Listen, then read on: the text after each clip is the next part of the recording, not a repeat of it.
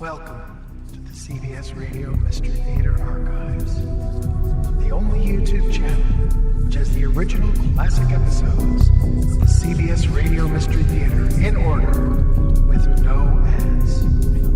Thank you for listening, and now, enjoy the show.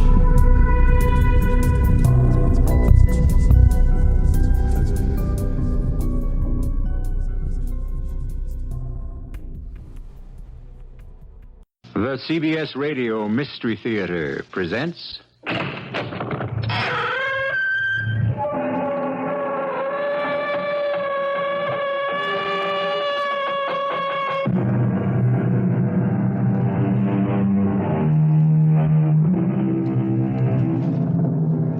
Come in. Welcome. I'm E.G. Marshall. Something that men have been pondering since the dim beginnings of time has been the question of poverty and riches. Why are some men destined to be wealthy while others seem fated to be poor? Since it is easier for a camel to go through the eye of a needle than it is for a rich man to enter the kingdom, we may safely assume that the poor shall find greater favor in heaven. However, to make up for it, obviously, the rich have things much better here on earth. Which is the happier deal? That's something each of us has already decided for himself, isn't it? Hello, Louise. George. Oh, George, do you have any news? Yeah. Is it good? Well, let's just say it's news. Did you find the man who killed my father? No. Oh, that's the only news I care about. And it's the only reason I hired you. To find the man who killed my father. Louise, I found your father's killer. But you just said you didn't find the man who killed him. The killer wasn't a man. He wasn't? You mean a woman killed my father? Yeah. Who? Who is she? Tell me. You mean you don't know who she is? Of course not. You, Louise. You're the guilty one. You killed your own father.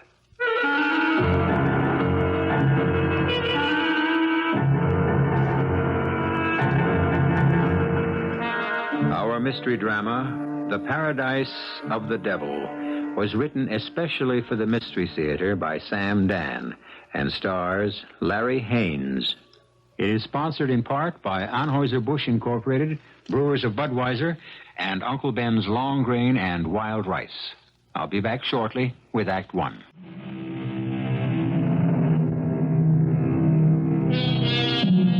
There are those people who will always make money, whether times are good or times are bad.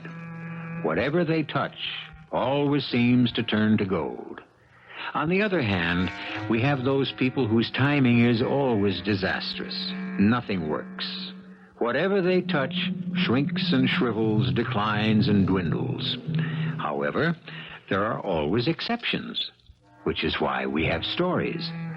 Let us begin ours in a warehouse, a large public warehouse, where many types of merchandise are stored. Everything from food to textiles to appliances to building materials. We are in a remote corner of this huge cavernous compound, and we hear steps approaching. Who is it? Why, the night watchman, of course. His name is Bert Ledoux. He's a very pleasant man in his 60s, but we shall not get to know him well. He is about to be killed. Waiting for him, and hiding behind a huge stack of cement bags, are three men. Here he comes now. Let him turn the corner and give it to him. Ready, Louis? Now. It's very good, Louis. You popped him right between the eyes. You get better every time. Let's get out of here.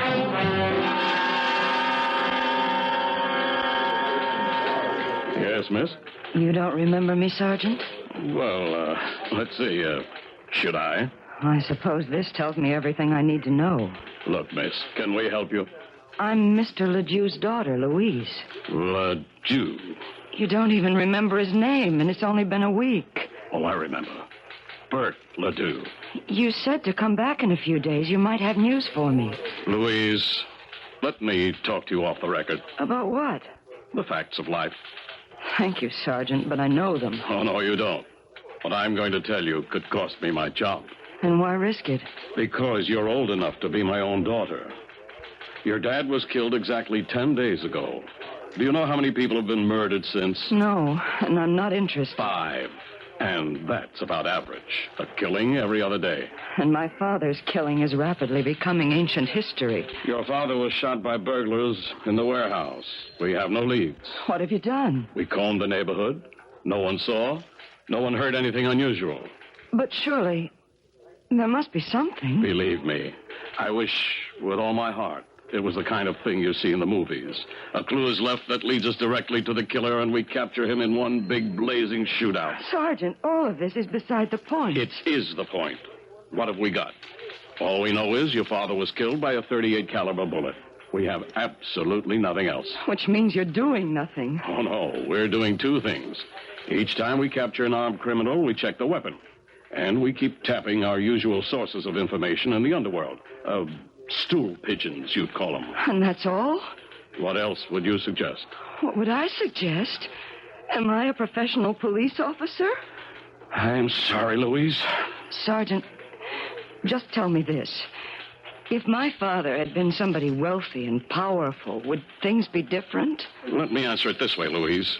It's always better to be rich than it is to be poor. Well, what would you be doing right now if he'd been rich? It's not so much what we'd be doing. It's what you'd be doing. And what would I be doing? Well, it's like everything else. If you don't care for the services the city supplies free of charge, you go out and buy your own. You mean I'd hire a private investigator? Oh, an army of them. What? Tell me the name of a good private investigator. I'm not allowed to. Then why did you bring it up? But a private detective will give you no guarantee. I wouldn't even know how to go about it. Tell me the name of someone who wouldn't just waste my money. But it's against regulation. If you were in my place, who would you go to? I promise you, Sergeant, no one will ever know.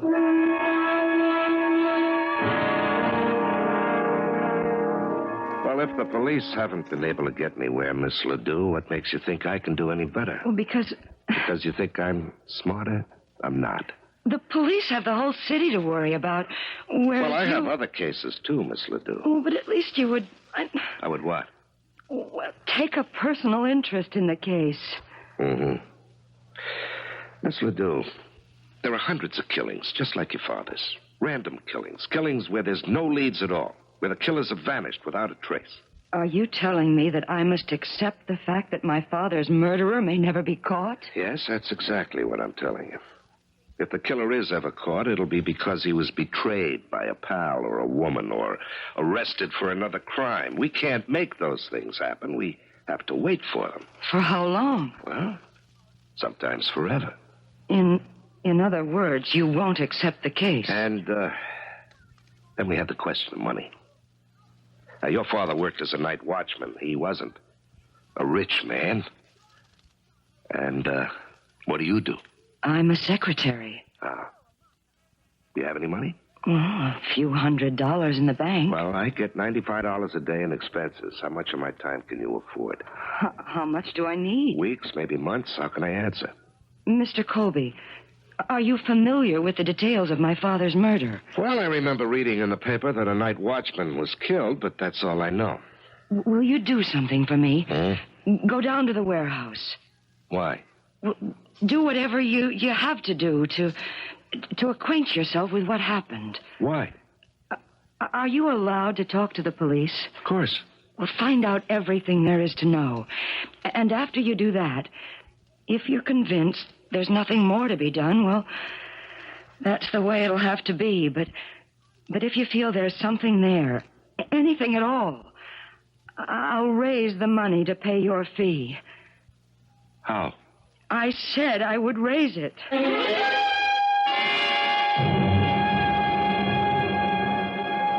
Who? George Colby? Oh, yeah, send him in.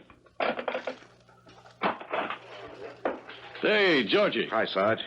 How's private practice? Sarge, I didn't know when I was well off getting paid every week. Did you send me that little Louise Ledoux? Yeah, because I know you're an honest guy, and I figured you'd discourage her. You will, won't you? Well, I should. You mean you won't? Well, there's a little angle on this case that bothers me. Yeah? Yeah, I don't believe the old man was shot by hoods who were knocking off the warehouse. Why not? Because of where it happened, Sarge. He was killed in the wrong part of the warehouse. Well, why do you say the wrong part? Is there a right part for a watchman to get killed? Yeah, there is in this one. Where should he have been killed? Way over on the other side, Sarge. Where they got the stuff the crooks are after. TV sets, tape recorders, cameras, hi-fis, liquor, guns, cigarettes. But where's Ledoux killed? In an area where there's nothing but 100-pound bags of cement. Oh, they may have wanted him out of the way. Now, Sarge, this is a clean, professional job. No crook is going to run the risk of murder if he doesn't have to. They were waiting for him. No sign of a fight. They could have tapped him on the head and put him to sleep, but no.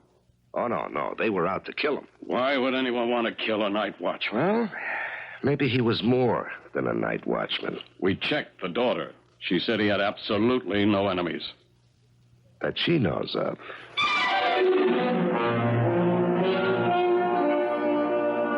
But why? Why would anyone deliberately kill my father?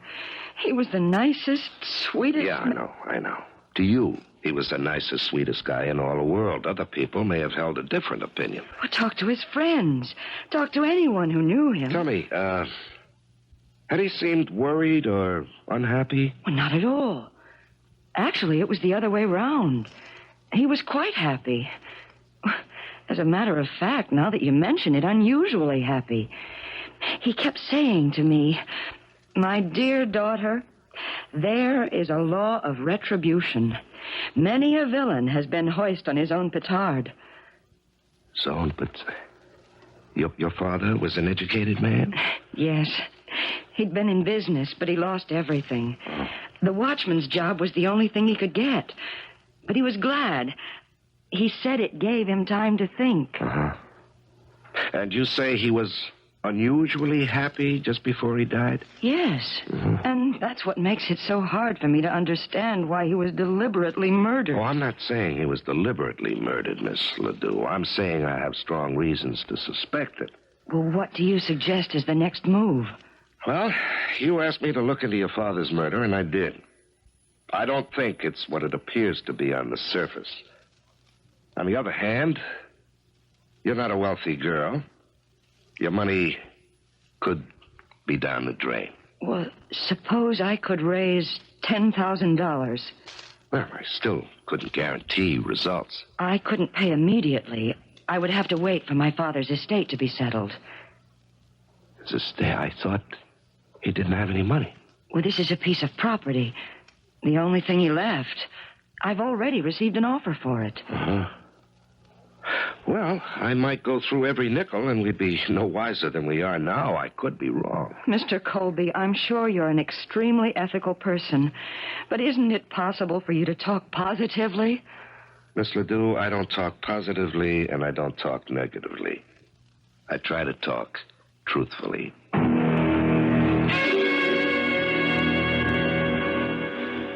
Ah, Miss Ledoux, please come in. Have a seat. Thank you, Mr. Hawkins. I read about your father's death. Please accept my deepest sympathy. You're very kind. Now, Miss Ledoux, how may I be of service?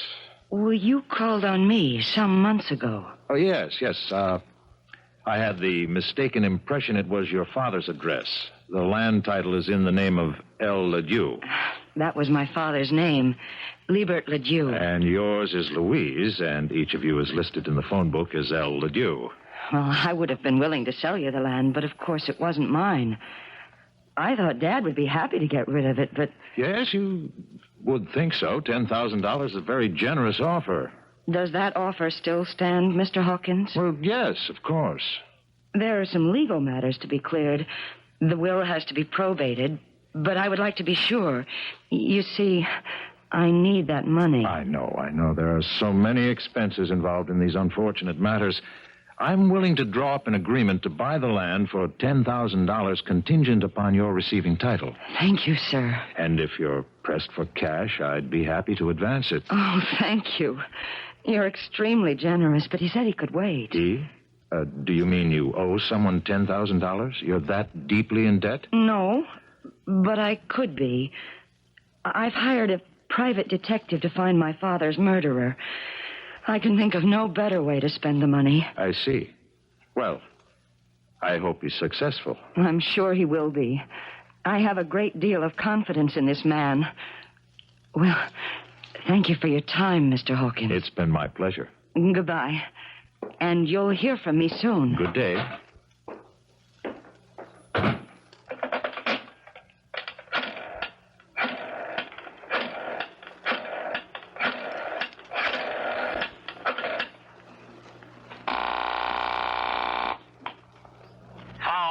Richie?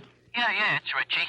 You promised me a clean job on Bert Ledoux. And I gave you one. No, you didn't. You must have left a few spots somewhere. You may have to clean it up again.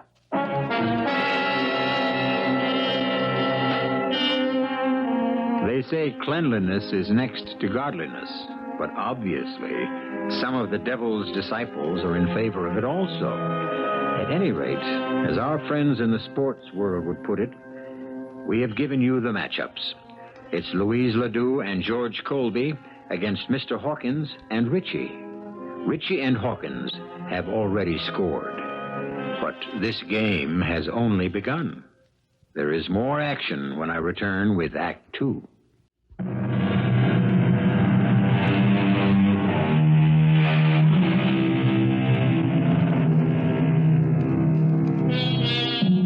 Why would anyone want to kill a night watchman? The obvious answer, to rob the building the man has been hired to watch. All too often, the usual answer is usually the correct answer. But Gilbert Ledoux, evidently, was not your usual night watchman. For one thing, he has a most unusual daughter. She is willing to spend her entire inheritance, if that's what it takes, to find her father's killer. But why do you have to look through all these papers? Miss Ledoux, if the police theory is correct and your father was killed by hoodlums who were out to rob the warehouse, then I have no business in this case. But if there was another motive, I have to look for it somewhere. Do you realize how much there is to go through? Why, there are cartons of old letters and documents and receipts and even poetry and short stories. He used to write those in his spare time. Is this all there is? Oh? Do you realize it can take you a week to look through everything in this room? Probably. A week at $95 a day? Is this all there is? Yes. Is this all you're going to do? Just look through this junk? Well, where else can I look? I have to work with what I've got. But what are you looking for? I really don't know. Well, then how can look, you... Miss Ledoux, this is not an exact science. And if you think I'm wasting your money... I didn't say that. In addition, I want a list of all his friends. But he had hundreds of friends. Oh, nobody has hundreds of friends. Well, he knew a lot of people. Oh, we'll begin with those who are closest. Who's his best friend? Well, I guess you'd have to say it was Sid. Sidney Grossman. Grossman. Where can I find him? You can't. Sid's dead. Well, then why did you mention his name? He was only killed 3 weeks ago. Killed? Why? How? Does it matter? All right, tell me about Sid Grossman. He and Dad had a club. They called it the Underachievers Association. Why? Well, because they were both college-educated men, and neither of them ever lived up to his potential. Mr. Grossman had a civil engineering degree. He was a geologist, but he could never hold a job. Why not? He thought the object of life was to have fun. So did my dad. Work interfered with pleasure. Pleasure was the opera, ball games, fishing.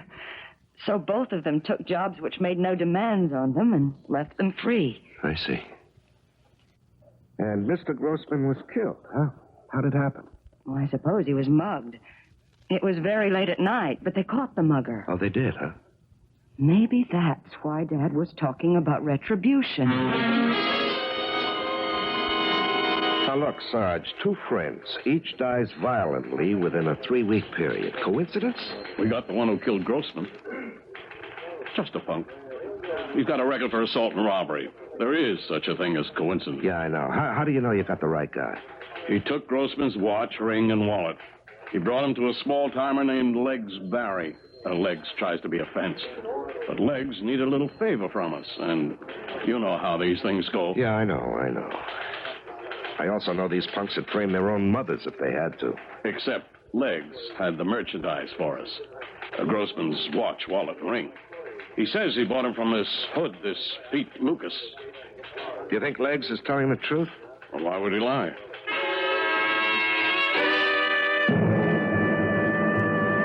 I'm being framed. Oh, sure. You're a fine, upright example of red-blooded American manhood, and the police are trying to railroad you. Look, you want to tell them corny jokes? Go into show business.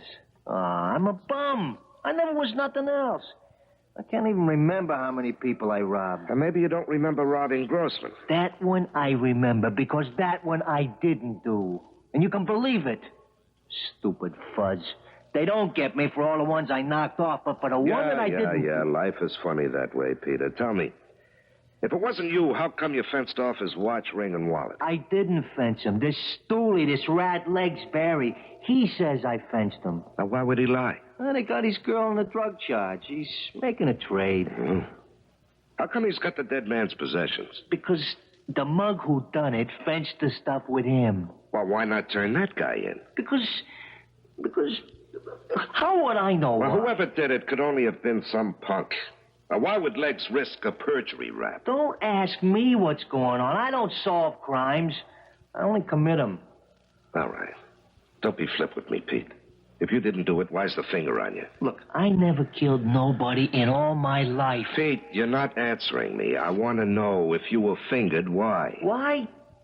Okay, maybe the guy wasn't mugged. Maybe it was something else. Like what? Maybe they wanted to look like he was mugged, so that's where I come in. If you want to have everybody think it was robbery, then I'm the one who can make everybody happy.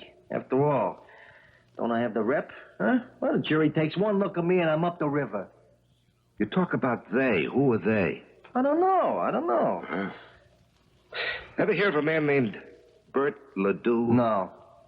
Is there anything buzzing in your circles about Ledoux and Grossman? No. Look, don't be stuck with that underworld code nonsense. What code? If I knew something, I'd sing like a cage full of canaries.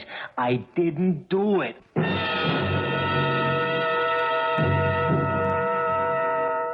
The last words I said to Sid. The last words I said to him in this world. You're crazy. Those 2 words. You're crazy. Yeah, well, I'm sorry, Mrs. Grossman. But it's true. He was crazy. Only a crazy person would go out 2 o'clock in the morning, and he had just come back. You're back from where, Mrs. Grossman? Do I know? Did I ever know? Him and that crazy Bert Ledoux. They were a pair. Yeah, where had he come back from, Mrs. Grossman? Only the week before. They came to me. These 2 heroes, they came to me and said they needed $250 for Sid to take a trip out west. Where out west? I don't know. Arizona, Nevada, Colorado, wherever the west is. Why? They said that for my sake they were willing to become rich, and Sid had to investigate something. Oh, what? I don't know. One morning he leaves. One midnight he comes back. He says, Ida, we are rich. Well, why? How? Tell me, I said to him. And he says, you must not be bothered with details. Your only job will be to spend the money. With that, he puts on his coat. Where are you going, I ask. I got something to tell Bert. Now? Right now, he says. It cannot wait. You're crazy, I says to him. You're crazy, but he was out the door. What was it he had to tell Bert? I don't know. All I know is the last words I said to him. I said you're crazy. Did he bring anything home with him from the trip? He brought me a box of candy and a flower. He always did that. But this time he was a little bit crazier than usual. In his suitcase, he had some rocks. What kind of rocks? Rocks. Some of them are just as big as an indoor baseball. Just plain, everyday, common, ordinary rocks. Could I see one? Sure. They're on the table. I keep them there next to his picture. Don't ask me why. Could I borrow one of these? Why? What could it mean to you? It's just a rock. Well, Doc, what's the verdict? Well, if this rock belongs to you, and you've got a lot more like it, you are now eligible for membership in the Millionaires Club. Is that so? If it's yours, you are fabulously wealthy. Wouldn't you know it, Doc? It isn't mine. Well, when you brought it down here to the office yesterday, I could tell just by looking that there was a vein of pitchblende running through it, this grayish-black area. Pitchblende? It's the most important source of uranium. Uranium? We've never encountered a higher grade of ore. And it's valuable? If there's enough of it, and from this sample, there has to be. It's about as good financially as striking oil. And in this case, perhaps better. Better? Where you have this kind of quality, you're also not too far from other minerals. Gold, silver, copper. I don't know where you found this, Georgie, but I wish I owned a piece of it. Yeah, so do I, Doc. Well, thanks. Send me the bill, huh? Oh, if you're headed downtown, I'd appreciate a lift. I'm about ready to close, and I don't have my car. Sure.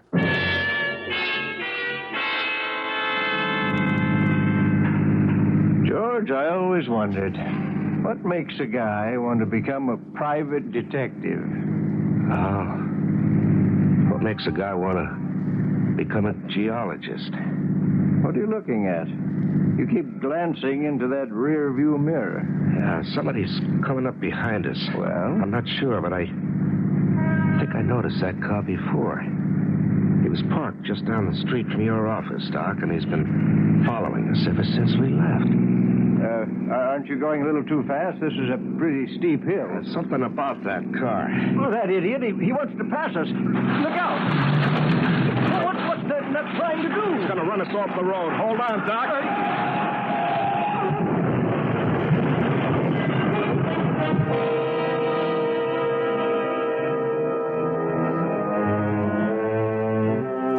Do these things occur in series of threes? Mr. Grossman, Mr. Ledoux, and now Mr. George Colby and his companion? First, it's something designed to appear as a mugging. Then, an incident to be considered a holdup. And now, an automobile accident. These things do happen. But we know better. I shall return in just a few moments with Act 3. They were just two carefree elderly men. They owned little more than the clothes on their backs. Or did they? In less than a month, both were dead, seemingly victims of random violence. And as Private Investigator George Colby has learned, it is obviously dangerous to probe into their affairs. A mugging, a robbery, and now an auto accident. George! He's going to run us off the road. Hold tight.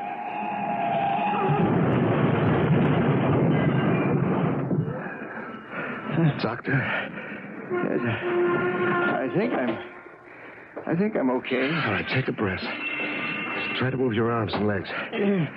Anything hurt? I think I'm okay.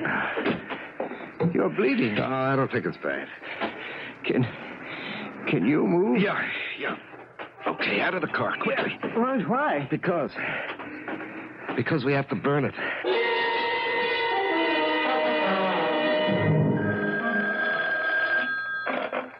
Hello? Mr. Hawkins, it's your buddy, Richie. I just seen an awful accident. A car went off the road and into the side of McGregor's Hill. You know that steep one? Are you sure of him? Well, I seen the car. It had blown up, burning all over the place. Well, that's that's good. He ain't gonna bother nobody. It's a clean job.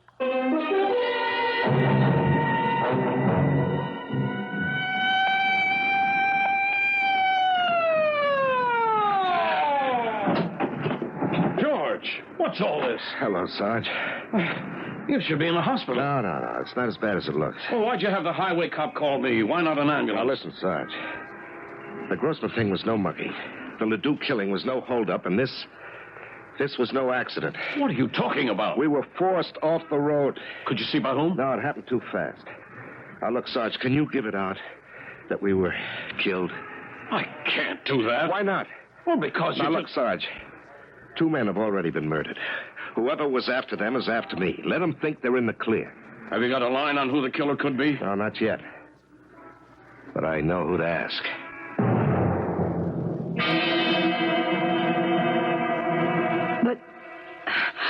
But you're supposed to be dead. Well, you can see for yourself. It was on the news. Private investigator killed in accident, along with noted geologist. Uh-huh. And what did you think when you heard that news, Louise? What did I think? Mm-hmm. Well, I didn't know what to think. I thought about you, and I felt terrible. Did you stop to think that 3 people connected somehow with your father were now dead? Well, no. Well, you have a great deal to explain to me. Explain what? Well, number 1. Why didn't you tell me that Mr. Grossman was killed because he was on his way to see your father late that night? Because I didn't know that. Second, why didn't you tell me your father and Sid Grossman had planned for Mr. Grossman to take a trip? Because I didn't know that either. And why was I being set up? I don't understand what you're saying. Because you wanted me killed. I wanted you killed. You hired me to make it look good, and then when I started to come close... Well, I don't know what you're talking about. But who else but you knew I was working on this case? Think about that. Only 2 people knew. Sergeant Weller and you. I vouch for Weller. Now let's talk about you. But how are you going to pay me for my work? I told you. I'm waiting for my father's will to be probated. You agreed. Yeah, well, let's talk about your father's will. What does that have to do with Everything is tied to everything else. You said he owned property. Well, that's all he owned. Would it be out west? Yes, but it's worthless. You sure of that? Of course I'm sure. How could you count on selling it to pay my fee? And where did you get the figure of $10,000? Because that's what I was offered for it. By whom? But somebody. You never smell a rat, do you? Will you please tell me what you're getting at? You say the property is worthless. Now, why should anybody be willing to buy it for $10,000? Oh, that's nothing. $10,000 is nothing? It's only $10 an acre. Your father owned 1,000 acres. Of what? Sand, rocks, hundreds of miles from nowhere. 1,000 acres of, let's see, do you know how much money that land is worth? It's just desert. It's got what could be the richest load of uranium in the world. There could also be gold, silver, copper. It's a treasure chest. So that's why the man wanted to buy it. Which man? Oh, let me think for a minute. Let me think. Mr. Colby. I know now who killed my father. Who? Who's the killer? I am. You? You went into that warehouse and fired the shot? No, I didn't go there. I didn't hold the gun. I didn't pull the trigger, but it happened all because of me. Of course. And now I know why they tried to kill you, too.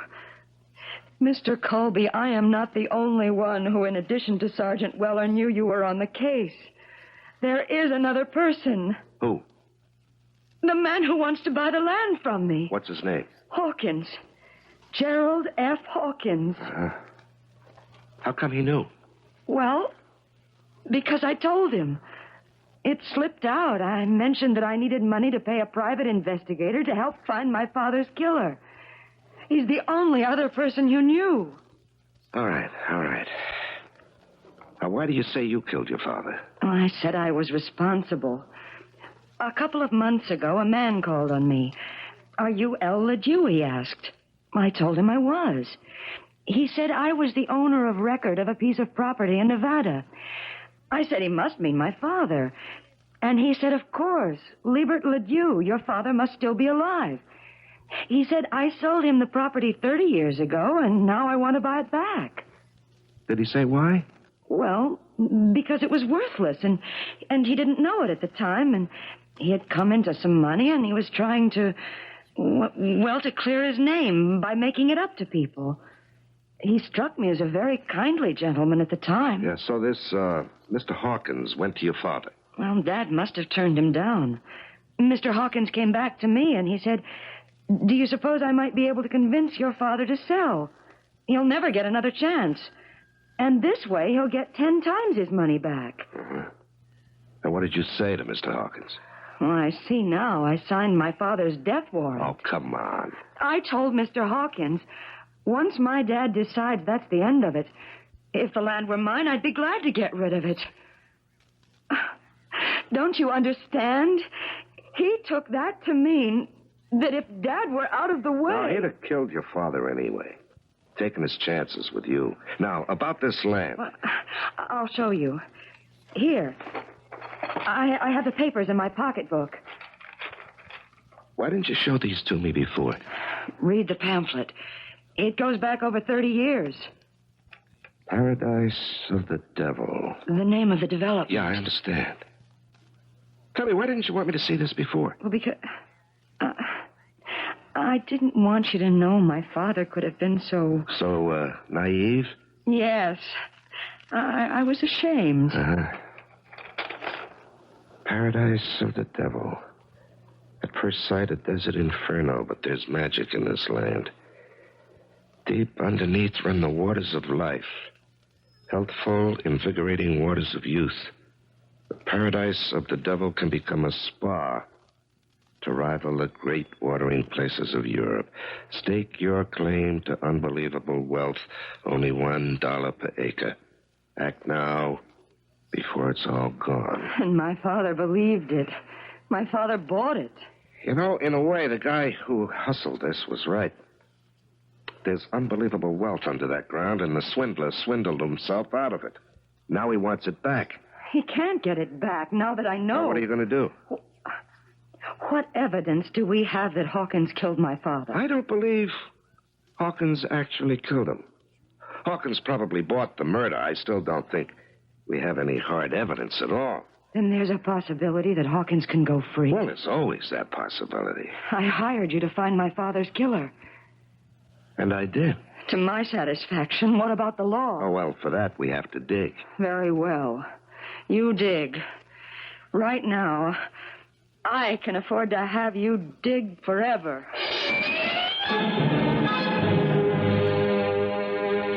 What do you want now, Snoop? Some more information, Pete. You know, you could spend the rest of your life in jail. Unless... Yeah? Unless you help me get you out of here. Why should you care about me? Oh, I don't, Pete. And the world would be much better off if you remained in the clink, but you're part of something else. Now, do you know a guy named Hawkins? No. Well, have you ever heard of a guy named Hawkins? That's different. Yeah. Yeah, I heard of a guy named Hawkins. In what connection? He would need a strong arm from time to time. Did he ever hire you? Me? Nah. Why not? I'm too nice for him. He uses Attila the Hun.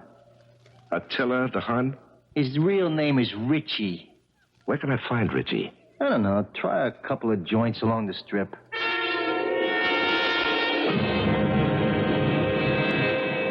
Ah, Miss Ledoux, come in. Sit down. Glorious day.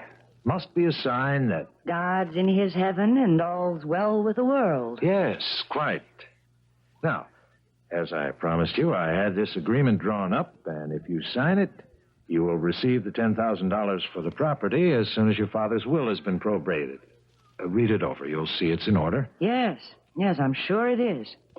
I would like a few minor changes. Oh, certainly. First... Well, are there many? I may need a fresh sheet of paper. That would be wise.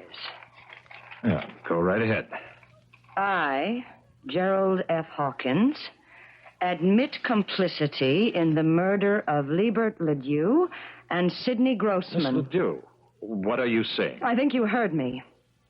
This was so I could swindle Mr. Ledoux's daughter out of some uranium-rich property. I really don't understand. I hope you see this gun I'm holding in my hand. Now, Miss Ledoux, don't be foolish. You can't prove anything. Right as I tell you, or I'll kill you. You'll go to prison.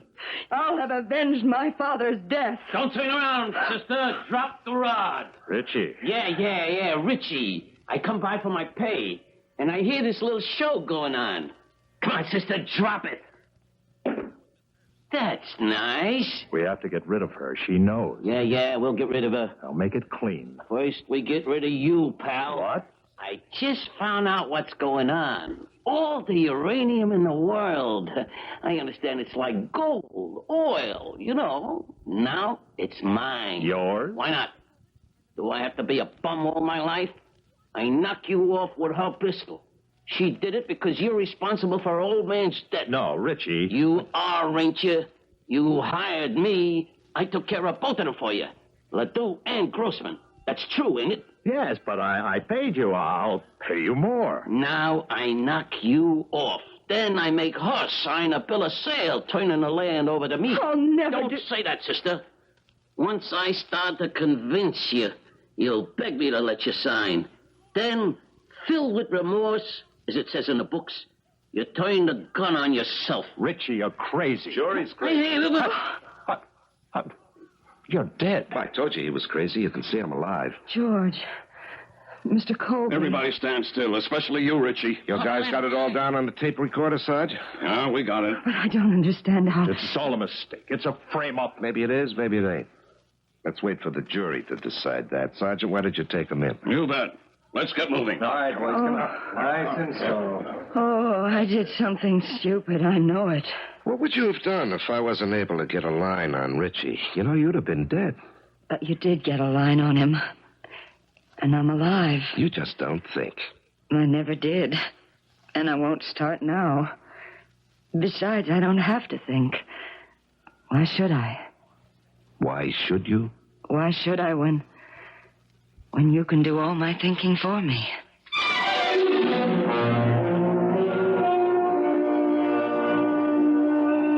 She was always quiet, a hard girl for her co-workers to figure out. So they thought she was a little bit off. That's because she was poor and single. Now that she's rich and married, she's merely a delightful eccentric. I never told you the world was fair. All I ever wanted you to believe at this stage of the program is that I will be right back.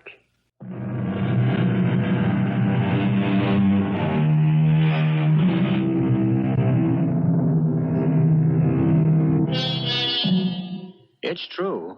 If you cast your bread upon the waters, you will find it again increased, but it will still be bread. On the other hand, there are some people who cast bread and recover cake. Who is to say that good-natured, gullible, trusting Bert Ledoux, who was cheated by everyone, wouldn't have had the last laugh after all? Who can say he didn't make a really smart investment 30 years ago? And actually, it's not that he wasn't smart. He just didn't have enough luck. Our cast included Larry Haines, Bob Kaliban, Catherine Byers, Peter Collins, and Gil Mack. The entire production was under the direction of Hyman Brown. And now, a preview of our next tale. What's wrong? Emily, what is it? Steve, look out the window. Of what? There, near the swimming pool. All right, I'm looking. There. There's a man. Where? There, that man standing there. Darling, there isn't anyone standing. He's looking up this way. I don't see He's anyone. looking up at our window. Oh, it has to be your imagination. No, Steve. There's a man. No, darling, it's just a shadow cast by the edge. What? See? He's moving his hand. I tell you, there's no one there. He's beckoning for me to come. Darling, it's only your imagination. Now, come away from the window. I can't move. Emily, there's no one out there. There's no one at all. Radio Mystery Theater was sponsored in part by Buick Motor Division. This is E.G. Marshall inviting you to return to our Mystery Theater for another adventure in the macabre. Until next time, pleasant dreams.